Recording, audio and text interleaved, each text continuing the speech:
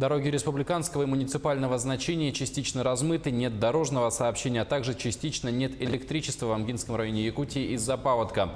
Об этом доложили заместитель министра транспорта региона Сергей Владимиров и первый замминистра ЖКХ и энергетики Николай Дураев во время совещания. По их словам, рабочие бригады сейчас занимаются спуском воды и засыпкой разрушенных участков. Без электричества находится 128 человек. Всего же в селе Амга подтоплено 7 частных домов, эвакуировано 44 взрослых и 23 ребенка из 11 жилых домов. В зоне затопления работают 3 сухопутные бригады. Уровень воды поднялся до 1048 сантиметров. Это выше критического уровня на 123 сантиметра. Между тем, буквально несколько минут назад на реке Амга провели взрывные работы. Специалисты подорвали более 700 килограммов взрывчатки. При необходимости эти работы проведут повторно.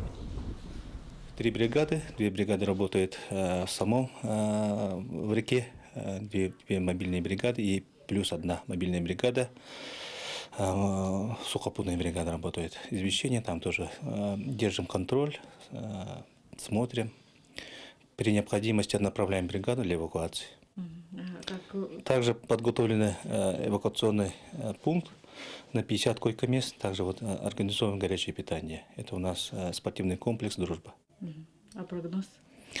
Прогноз пока неутешительный. Сейчас в верховьях села Покровка тоже приходит информация о том, что вода тоже поднимается. Соответственно, мы тоже готовимся. Работает 2 моторных лодки и патрулирование отдела внутренних дел по Амгинскому району и наши дежурные из числа предприятий. Ситуация сейчас под контролем. Пока в домах хозяева остались, и на данный момент организовано круглосуточное дежурство. Средства помещения тоже работают. В село Промкомбинат магазин запас на 10 дней продукты питания есть.